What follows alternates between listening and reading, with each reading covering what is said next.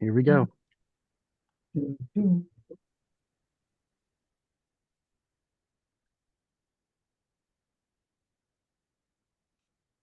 Good morning, everyone. Welcome. Let people's audios get working here and cameras if you choose to use them. My name is Pam Neild. I'm a project manager here on the climate team, and I'll be facilitating today. While people continue to join, if you want to go ahead and put your name and organization and your Zoom name, that would be helpful for us. We'll get started in a minute or so.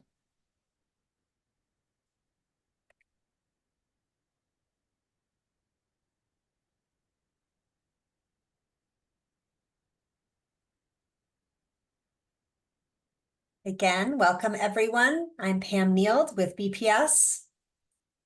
If you'd like to use your name box on Zoom and go ahead and give your name and organization, that would be helpful. Just get a few more people in the room here, and then we'll get started.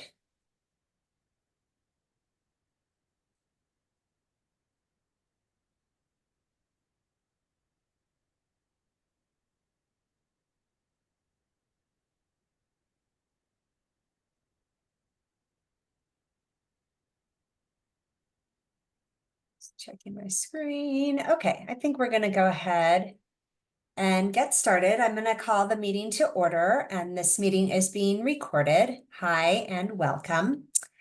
City staff are here today to provide an overview of the draft rules and answer any questions you might have on our proposed rule updates.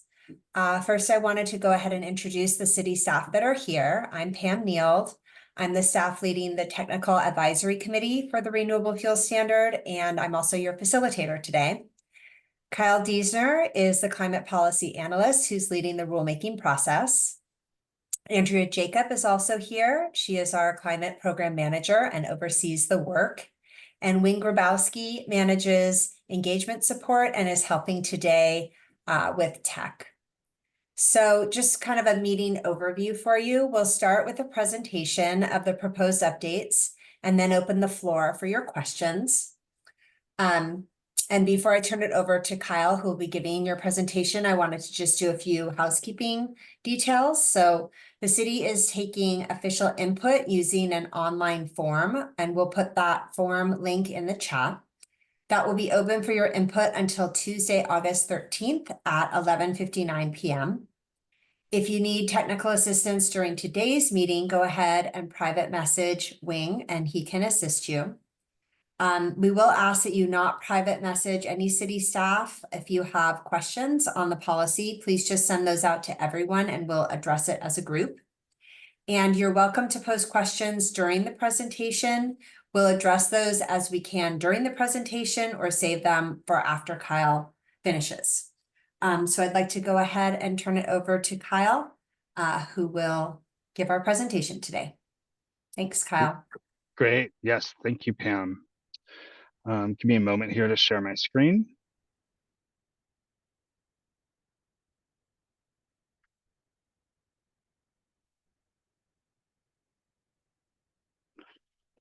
All right. Hopefully you can see my screen. Okay. Thumbs up. I'm still seeing your notes on the side. Uh-oh.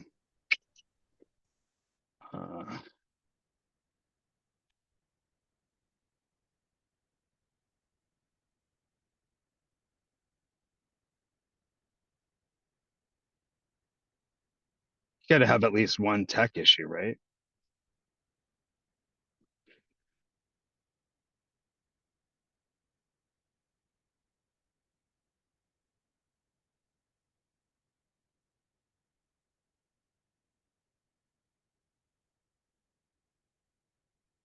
Are you still seeing the notes? Huh. Sorry about this, everyone. We just tested it and it worked fine. I don't know what's going on. Give me 1 second here.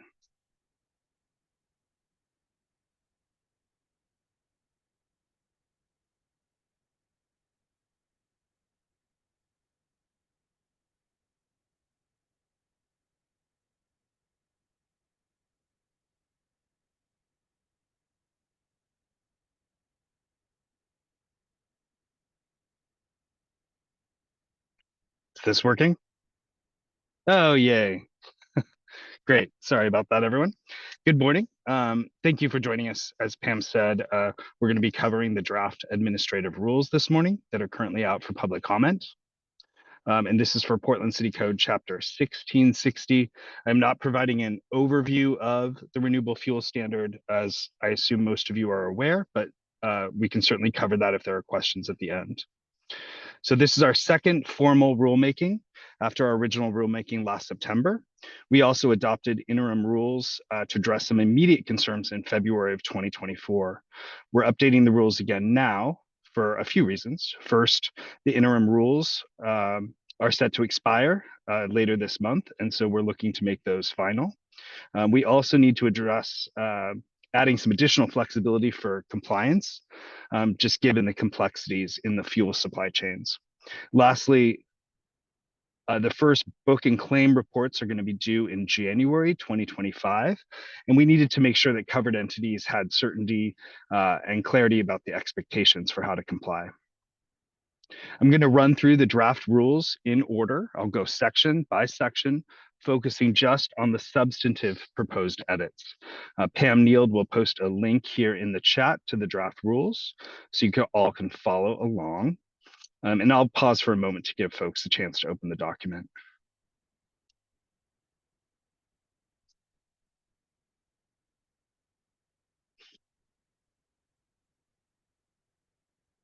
Starting at the top with section 1 and 2, here you'll see significant edits that are not substantive, as you will throughout the document. As a result of the charter reform process that's happening in the city of Portland, the city's attorney's office is working to clean up inconsistencies between bureau policy documents.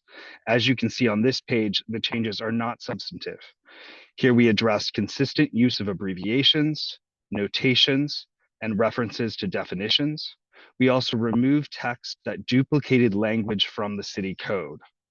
We've moved references to a prior ordinances to the end of paragraph 2A, and we removed terms that were duplicated in the definition for covered entities, which you can see at the bottom of the page. Throughout the draft rules, you'll see lots of similar changes that address citations, capitalization, formatting, abbreviations, and better use of definitions. Ultimately, this kind of consistency across city departments should be valuable for stakeholders. I'm not going to discuss each of those changes, instead just focusing on substantive changes. However, if you have questions about any of these smaller edits that I don't cover, please feel free to ask when we get to the Q&A. So starting with section 3, this covers definitions, and some of the definitions were simplified or clarified, but the meanings did not change, and I will not cover each of those. The following slides cover the new definitions that were added or those that were significantly altered. We added definitions for above and below the rack. A rack is a loading facility at a fuel terminal where product is offloaded from storage to take off by truck or other mode of transport for sale and distribution. These definitions were added to be consistent with industry practices, state administrative rules, and to clarify the roles of covered entities in terms of whether their operations are occurring above or below the rack. Here, under the definition of covered entity, we've made some changes. The Portland City Code Chapter 1660 is actually very broad. And so we've actually had to narrow the definition a little bit in order to implement enforcement and for folks to comply. So we needed a little bit of clarity around the activities that we're regulating in terms of when fuel is distributed or sold within the city of Portland. So here we're distinguishing that we're focused on the sale and distribution of fuel below the rack. Emergency equipment is exempt from the Renewable Fuel Standard, and so we've added this definition for clarity based on the state of Oregon definition. And exports have now been defined using the state definition. Export fuels are not covered by these requirements and need to be subtracted from book and claim compliance calculations. We've created a new definition for position holder at the request of the Fuel Industry Association. Due to changes made to book and claim compliance, which I'll review later, position holders are any entity that has ownership of a fuel product in storage at a fuel terminal. We also added the definition for the rack as noted previously. Moving to section 4, minimum biofuel content requirements. We added 2 clauses here based on questions from stakeholders that warranted clarification in rule. Here we are clarifying that you cannot average the minimum biofuel content requirement. And for this year, that is 15%. And so that has to be 15% sold with every gallon of fuel sold at retail or used by wholesale purchase consumers or through non-retail dealers. We've also clarified that it's okay to distribute fuel products that don't meet the Renewable Fuel Standard if they are intended for sale outside of the city of Portland or when they're intended to be used for further blending, say at retail, for example. In section 5, under carbon intensity standard, we added that DEQ substitute CI values are not acceptable for compliance. The DEQ substitute CI value is typically assigned to products intended for export. In section 6 of the carbon intensity standard compliance, definitions were shown here previously. You can see those are strike through in the document. Those have not been deleted. They were just moved up to the definition section for consistency. So the first major change in this section was at the request of several covered entities to address compliance options for commingled storage.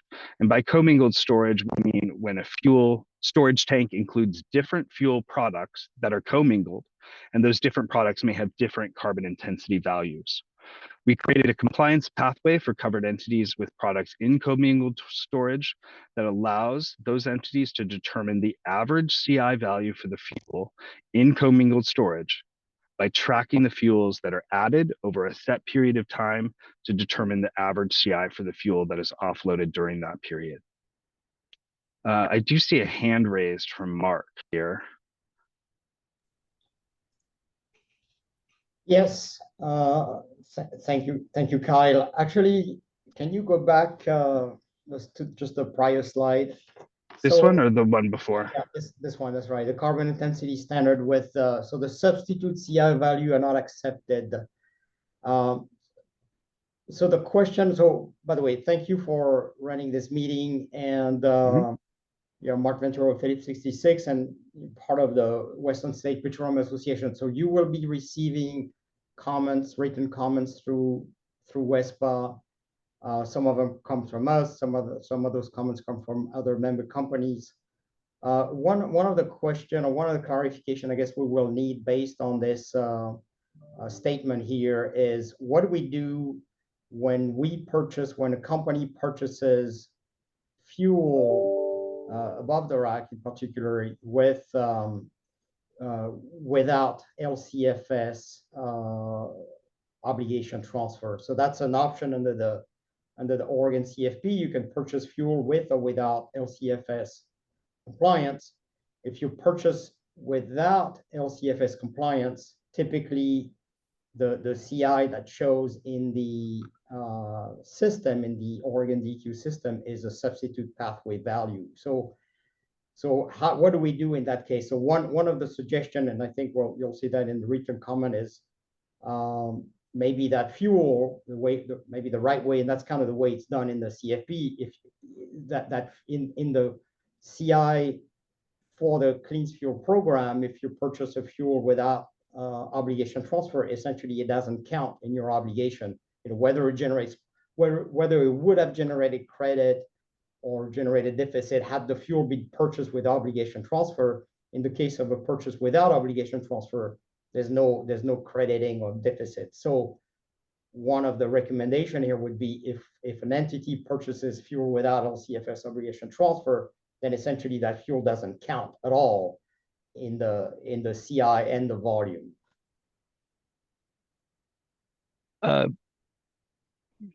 Thank you for raising this question. I've talked to a couple stakeholders in the last few weeks about this particular issue. So I look forward to comments from WISPA and others and how you'd recommend addressing this. I think because this is occurring above the rack, the CI value is known. That was originally attached to that fuel product. So I think there are some options available to us here, as there are no credits or deficits associated with our program. That isn't a concern for us. So I think there's some options that we can use to address this particular concern, and I look forward to seeing your recommendations. And if you'd like to talk about the specifics of that offline, we can certainly set up a call to do so in advance of the public comment deadline. But just to be clear, so when we purchase a fuel without LCFS obligation transfer, the CI value is a substitute pathway code. There's no other number. Correct. So Yes. number we have. But it had a number associated with it when it came into the state. So there is a fuel pathway code that was associated with it at one point. Right, but the purchasing entity does not know what that CI is. As a matter of fact, as you know, there could be a number of different CI value, right? But there's no CI transfer, so that's why it would maybe make more sense to say, well, that volume essentially doesn't count. If anything, it doesn't count for the CI averaging option if that's one of the compliance options, for instance, or doesn't count at all. Yeah, we are certainly open to that if that's the recommendation from folks in the industry. That would certainly address the issue. There might be other solutions as well, so I don't want to, Okay. preclude any of those by saying something at this point. But yes, please submit in the comments your recommendation on how we should handle that. It's something I'd like to address in this rulemaking. All right, thank you. Yeah, you're welcome. And thanks for the question. Right now, while we're looking at the text, I think that's helpful. So I covered the commingled storage tanks, correct? So I'm going to move on. So here in section 6C, we added language waiving the CI standard compliance obligation from May 15th to June 30th. That was in the city code, but we're essentially shifted that back just to align with the July 1st program start date. Next, you'll see some edits in section 6C1, but I will discuss those in a bit under book and claim compliance. So for now, I'm going to go on to section 6C2. We added language to clarify that for product transfer document compliance, the fuel pathway code only needs to be on one document associated with each delivery, rather than on every product transfer document. And we also added the clarification that no reporting is required when using product transfer document compliance. Also to this section, we added a new compliance pathway for wholesale purchase consumers based on stakeholder feedback. Instead of maintaining documents on site with fuel pathway codes, wholesale purchase consumers, who are large fleets typically, can comply by submitting their fuel supplier contract if it specifies that all products delivered must meet the requirements of Portland City Code Chapter 1660. In section 6C3, we added a new compliance option based on stakeholder feedback. Delivered fuel summary is really a hybrid between product transfer document compliance and book and claim. The option is less burdensome than the quarterly reporting required by book and claim, but does allow for averaging of the CI over the compliance period. And this option doesn't require the fuel pathway code documentation on each product transfer document for compliance like PTT compliance. With this option, distributors may provide a quarterly summary of deliveries that show the fuel pathway code associated with each delivery. And the summary report is held on site and must be submitted to the city once per year. We currently have a template for these reports on our website for those who want to see this in more detail. In section 6D, based on stakeholder recommendations, we added a program registration requirement for all covered entities, including an email list, which we'll use for compliance notifications. And we set the 2024 deadline for selecting a compliance option. In section 6D, We added the option for covered entities to change their compliance option selection. They haven't through the end of the calendar year to make that change, but they do need to talk to BPS in order to do that. Covered entities are then responsible for the new compliance option for the entire compliance period. So that is certainly a consideration before making a decision to change your compliance option. As discussed previously, we added position holders to book and claim compliance. At the request of covered entities, we made several changes to allow position holders to use book and claim compliance in addition to fuel importers. You'll see many more changes in the draft where position holders were added for this purpose, and generally the term position holder was added anywhere that stated fuel importer in the context of book and claim compliance. I'm not going to review each of those changes because I think they're pretty clear. Further on book and claim written agreements in 6D, based on feedback from industry associations, we added a requirement for written agreements when using book and claim compliance. And this ensures that all parties covered by the book and claim reporting are in agreement about the terms and the entity who's taking responsibility for reporting on behalf of the group. In addition, we added that book and claim written agreements may be daisy chained or linked together sequentially, so that multiple agreements can be linked together to protect proprietary business information. It's important feedback we received from stakeholders, and we believe this solution will help address that concern. In 6D12, which is not shown here, we extended the deadline to submit written agreements until September 1st of 2024. So coming up here at the end of this month. We made significant changes to clarify the book and claim reporting requirements, which were recommended by Fuel Industry Association and for better consistency with the state Clean Fuels program. I see another question from Mark, which I'd be happy to take at this point. Yes, yes, thank you for including the purchases in addition to the imports, and thank you for updating that calculation of the total volume of diesel that counts into the obligation. One thing, and I think you'll get that also in the written comment, but I believe in this list and in the calculation, it's missing the total product, the product of petroleum diesel fuel purchased in Oregon, as well as the volume of petrol diesel sold above the rack. So there's, if you look at, you've got each individual type, petroleum diesel, biodiesel, renewable diesel, and you need to have like a symmetry of all of those. And I think it's missing a couple of yeah, that's a good point for the position holders. Yes, thank you for flagging that. That is a great catch. And I assume you'll submit that, you'll include that in your comments. Right. Great. Yes, we'll definitely make that change. Thank you for noticing that. All right. Going back to the question here, or to the topic here on the slide. So you can see all the additional data fields that were added, just to clarify distinction from products that are imported and exported and those that are sold above the rack, and to also distinguish between biodiesel, renewable diesel, and petroleum diesel. And all of these additions replace I there that has been crossed out, the importer's total volume. I see a question from Antonio. Hello, Kyle, and thank you for doing this. I just want to make sure that I show support on what Mark has been saying. We noticed a couple things, and we will just add those to the comment letter that we will send to you. But I just wanted to confirm that. So thank you. Thank you. That is the best way to submit this kind of feedback at this stage, is to get them into the public comments. So definitely appreciate you adding those. It's not. Oops.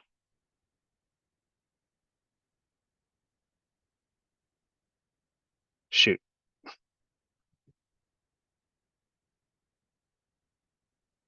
Okay. Sorry, I somehow got off track here. We've created a book and claim compliance volume, a BCV, and a new BCV calculation to account for all these new data fields. So the BCV calculation takes all imported fuels and subtracts out any fuels that are exported or sold above the rack. So that's that convoluted calculation up top. The bottom calculation is the calculation that multiplies the BCV times the percent fuel sold in Portland times the minimum percent required, which at this time is 15%. And that calculation equals the qualifying volume of fuel that needs to be compliant with Portland CI standard under book and claim compliance. So covered entities will have to show documentation that supports that qualifying volume of fuel meeting the requirement. In section 6E3, we added reporting requirements for deliver fuel summary as previously discussed. This includes 2 different options for how to calculate compliant CI values under the new compliance pathway. And this is based on stakeholder feedback. So we've provided 2 options, CI averaging, which is a simple weighted average, and another approach, equivalent volume at compliant CI. And you can see some specific examples there for how that would work. Lastly, under record keeping, we've added a centralized storage location in the Portland metropolitan statistical area if it's more convenient than storing at each individual site. We've also enabled the electronic storage of records, and we've put in here that covered entities have 30 days after a request to see electronic records to turn those over. Covered entities will also need to disclose to BPS the storage location when they select compliance options. So whether that be a physical site address or electronically, they'll need to provide an email address for obtaining that information. Here's a quick review of the timeline for this summer. Public comment opened on the 15th. Today, we're having our public meeting, and public comment closes 1 week from today on August 13th. At midnight, or technically at 11:59, as Pam said. And we intend to adopt final rules pretty quickly after the public comment period, but of course that will depend on the feedback that we receive. Here is a link to submit the comments on our map app, and that has also already been posted in the chat. So we look forward to receiving your comments on our website, and I want to thank everyone for attending, and I really appreciate all of your input and for listening to my overview. With that, I'm going to stop sharing my screen and we'll open things up for further questions, and Pam Neild will facilitate. So I'm going to stop sharing my slide now. Hand it back to you, Pam. Thanks, Kyle. So just to reiterate, you're welcome to post questions in the chat if you're interested in doing so, or go ahead and raise your hand and I'll call on you, at which point you can unmute and ask your question. We're a casual group here today, and I think we've got plenty of time for Q&A.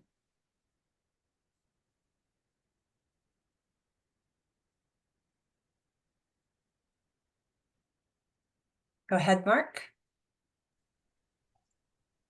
Yes, I take advantage of the quietness of the audience. I have a question again. I think also be in our letter, the WESPA letter, on the section. Let's see, the section. It was on one of your slides, but it's on the section. Let's see. 6. The section that you've added that talks about the CI value for commingled storage tanks. Yes. It was a little confusing the way it was presented. So first of all, that section that talks about the CI standard, the CI compliance standard. In the prior release, it was clearly spelled out the PTD, the average CI, it's still there. And then there was the third option that was the delivered fuel summary option. So we're suggesting that you kind of restructure that to show clearly those 3 compliance options and make sure, or at least clarify that the intent of that CI value for commingled storage only is applicable to the delivery the delivered fuel summary report, not the other ones. It wasn't reading clearly exactly where that section applied. Interesting. Yeah, we could look to clarify that.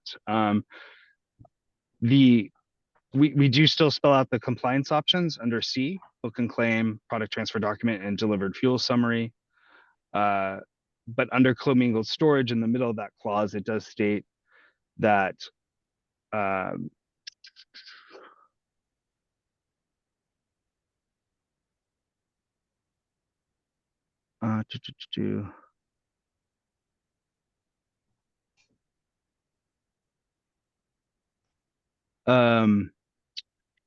sorry, just looking to see how we can make this clear. Yeah, maybe a subsection. So maybe you got 1, 2, 3. Compliance option 1, compliance option 2, compliance option 3, and maybe that's part of the delivery summary report to have. In that case, you shall do this, or this applies.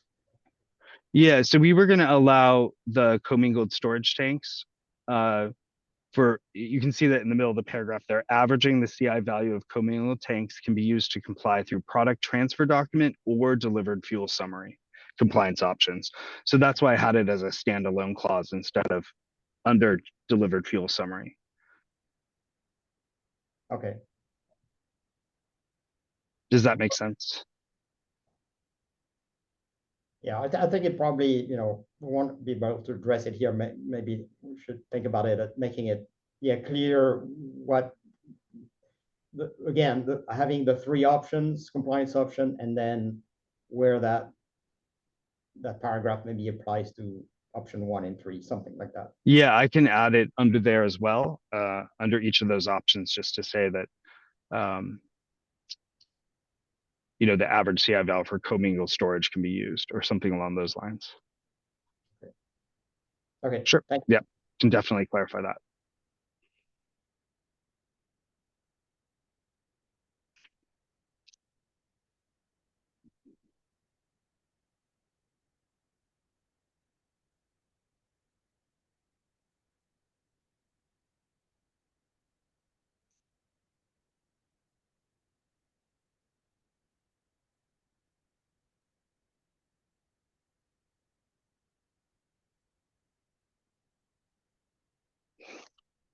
So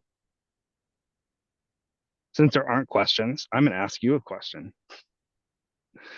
Going to the point that Antonio and Mark brought up regarding the substitute CI values. So I was a bit surprised that your recommendation is that we exclude that fuel from compliance. So that won't pose an issue for members in order to be able to comply if that particular volume has to be excluded. Because it's certainly, if that's your preference, we can take that approach. I was just thinking that they might need more flexibility than that. Yeah, honestly, I'm not sure the best approach. The reason I'm saying excluded, it's because that's kind of the way that it works in the CFP. Although these are 2 different programs. So correct.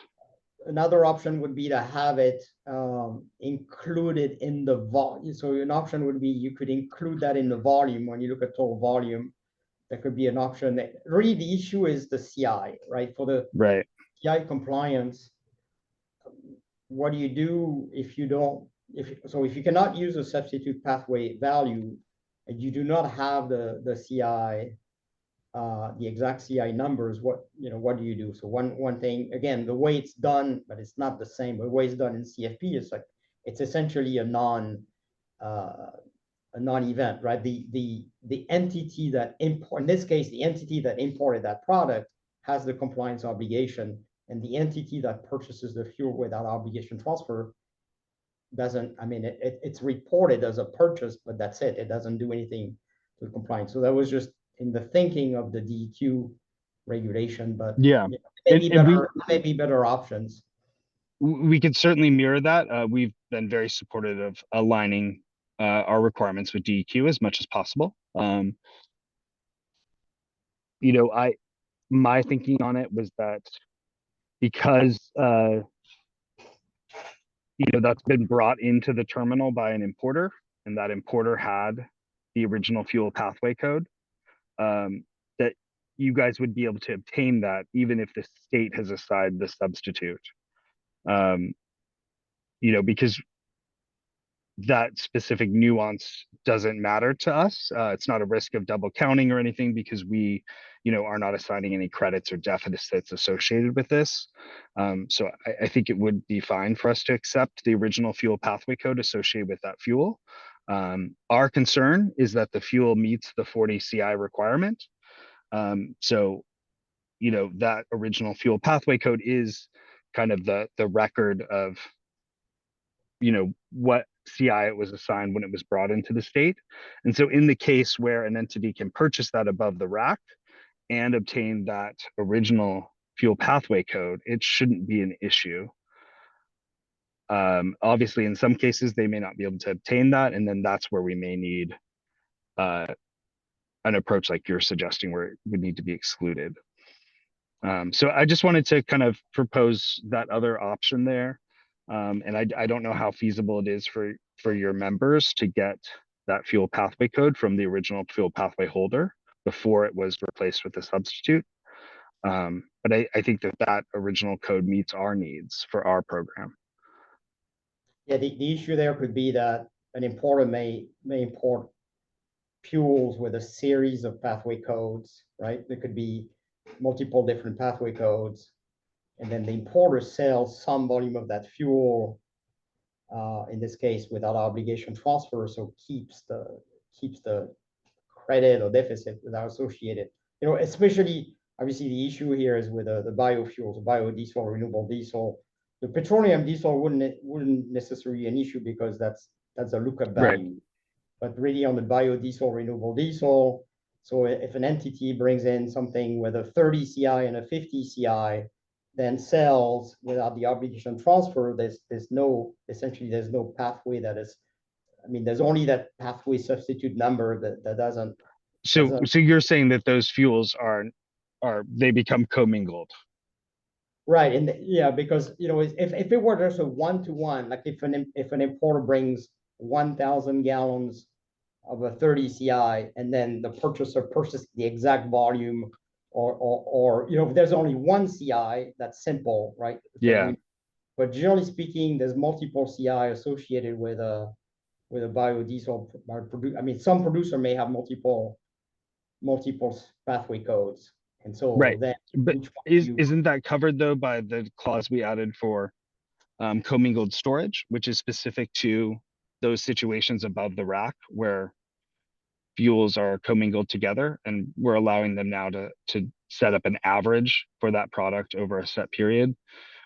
Yeah, so in the case of a purchase with obligation transfer, those CIs are identified as such.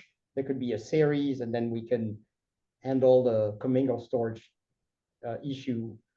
Again, the issue here is very specific when it's a transfer without the obligation transfer, because in this case, the purchaser doesn't necessarily know, there's no contractual CI transfer per se.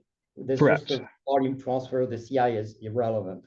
Right, but they're buying it from the person who has that original fuel pathway code. So that documentation exists and can be passed through for the purposes of our program. Obviously, that wouldn't work for the state program. Okay, yeah, it could involve, yeah, so it would have to reach out to, yeah, it wouldn't necessarily be readily available in the CFP system. Would have to. No, it'd have to be something that you guys manage separately. I guess it. Yeah, I just wanted to see if there were other options here. We can certainly just exclude it. But I was concerned that your members may need that product for compliance. And if we excluded it, that could create other issues. So really, unless Pam or Andrea wants to weigh in on this at this point, I think we're looking for your recommendation on what's going to work best for your members. Our concern, again, is just that the products being sold and delivered into Portland meet our CI standard. So that substitute CI value does not help us to do that. So we just need another way to address that. And it seems like there's at least a couple different options available for that. And we're happy to work with you to find a solution that's going to work for everyone. Okay, yeah, we'll probably need to give it a bit more thoughts. Yeah, thanks. Yeah, please submit that in your comments. This is the time to do it. Get into this rulemaking. All right. Yeah, I just want to be clear. I mean, we have to solve for everybody, not just WISPA members, right? I think that's clear. Yep.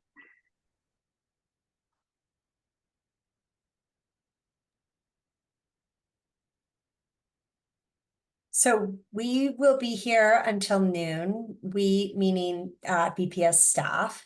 But anyone who wants to drop off the call is obviously welcome to do so. I just wanted to remind you that you can use the map app link until 11:59 p.m. on August 13th. And there will be a recording of this posted to our website. So if you visit the RFS website under the event link that you use to register for this event, we will get the recording of this event posted within the next day or two. And I'm going to go ahead and put our general email box, or sorry, general email, rfsinfo@portlandoregon.gov. You can use that if any questions come up for you at any point during the process. But like I said, BPS staff will be here on the call until noon. Do not feel obliged to stay if you don't have additional questions. Antonio, go ahead.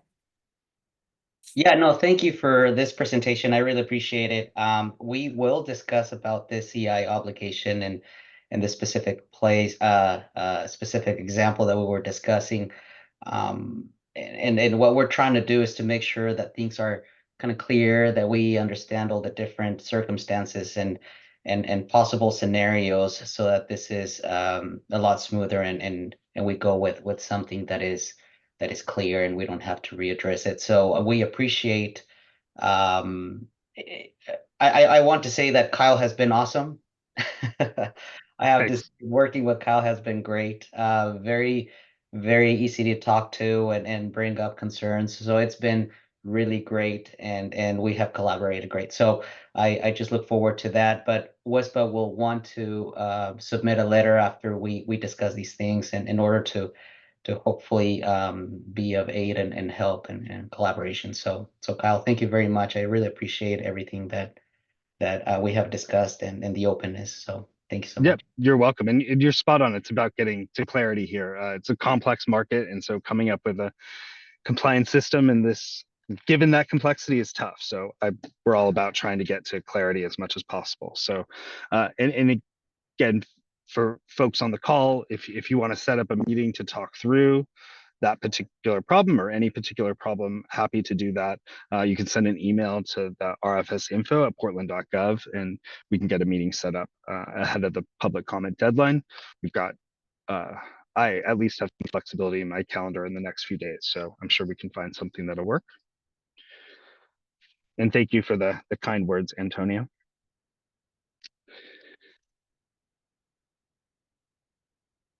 Any other questions from folks? Otherwise, you don't have to stay on the call. I think we're done with the meat of the meeting.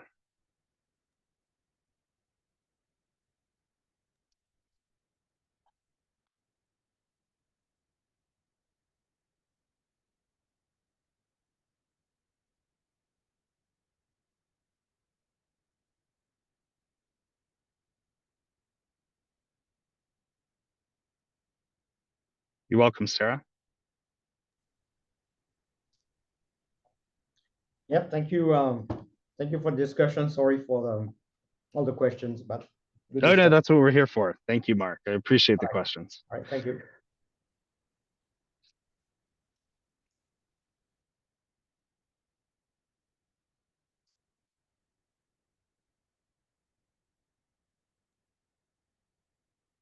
Pam, I would say that as folks drop off, we do not have to stay here till noon. There's public meeting can be concluded when we decide it's concluded, if there's no more interaction to be had. I misunderstood the requirement. That's okay. Thought it was a full hour. Nope.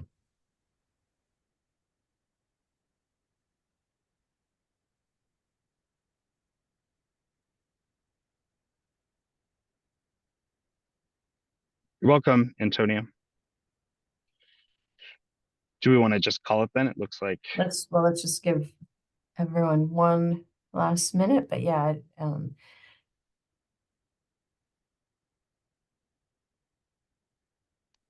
think it's highly unlikely that anybody is going to join at 11:45. right, at this point.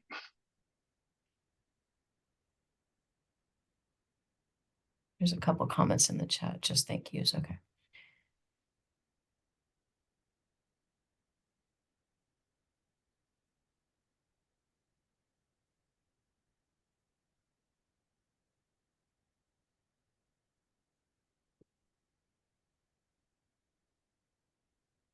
Let's give it till 11:48, Pam, and then we'll adjourn.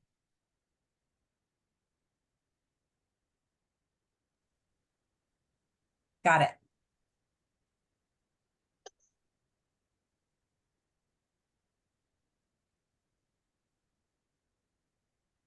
Talk to you soon, Antonio. Thank you. Talk to you soon. All. Thank you very much. You're welcome.